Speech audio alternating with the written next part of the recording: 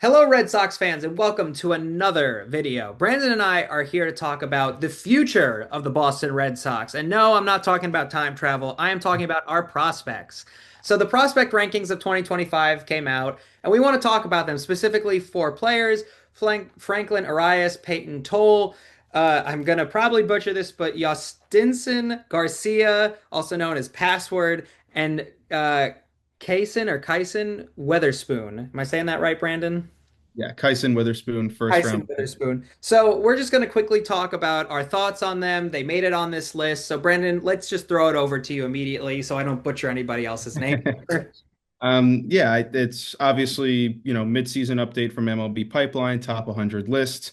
I think it's really promising. That obviously the Red Sox, even after the big three graduated and Kyle Teal was traded, the Red Sox still have four guys in the top 100 in this update, including first round pick Kyson Witherspoon.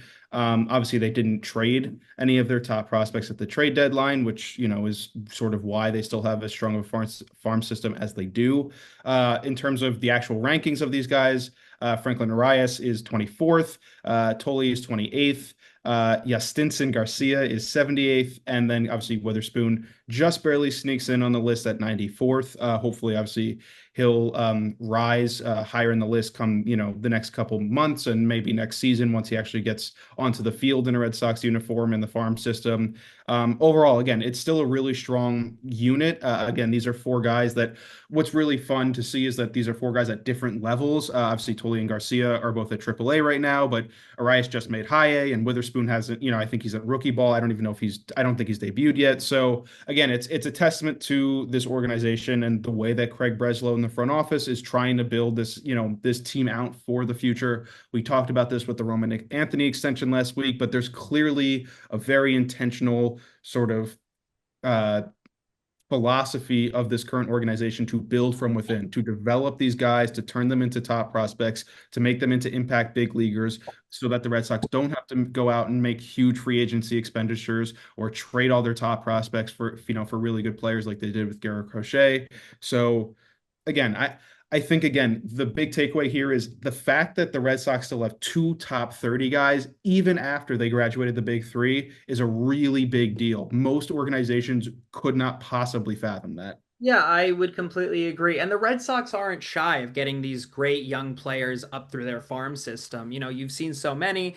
And on top of that, I think that what has been proven through the trade deadline, as you and I reported on so many different teams, were that teams like the Cubs and especially the Red Sox were not willing to really kind of get rid of their big players. They were willing to say, look, we're only looking to trade one or two people because we believe in our farm system at the end of the day. I'm also really excited to see somebody like Tolley because, as you know, we have such a myriad of right-hand pitchers. So to see a left-hand pitcher eventually come up to the major leagues, God only knows when that's going to be. I'm very excited to see that personally.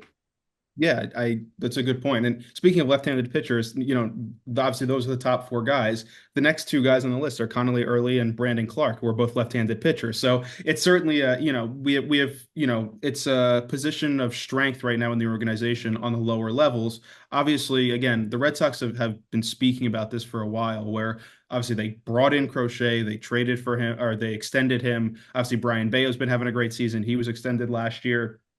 Outside of that, you have like Richard Fitz and obviously Hunter Dobbins had his injury that's going to keep him out for a while. But the rest of the team is mostly veteran pitchers, and those guys are going to be free agents soon enough. And I assume the Red Sox will let them walk because there's so many good pitchers now that are coming up through the system that are all at different levels and different points of their development with different major league ETAs. So I'm really excited for this. Again, it's still important to get those, surefire MLB stars, those guys, because anything, Ethan, you and I have seen it for the last couple of years covering all these teams. Anything can happen with prospects, injuries, underperformance, trades. Some guys just end up not working out. Even the best players. I mean, we've seen it so many times. And so again, this doesn't, the prospect update list doesn't really mean anything, like especially because these organizations don't treat these as gospel. They have their own internal evaluations, but as a fan, as obviously someone who participates in the Red Sox fan base and someone who wants to see the Red Sox succeed, even as you wear an Orioles jersey,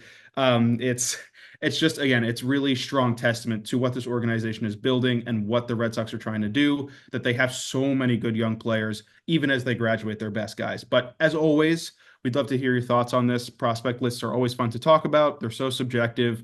People have so many different thoughts about different prospects and where they should be ranked. So let us know your thoughts, how you're feeling about, how the Red Sox farm system stacks up right now after the trade deadline. And as always, we'll look at every comment and try to respond to as many as we can.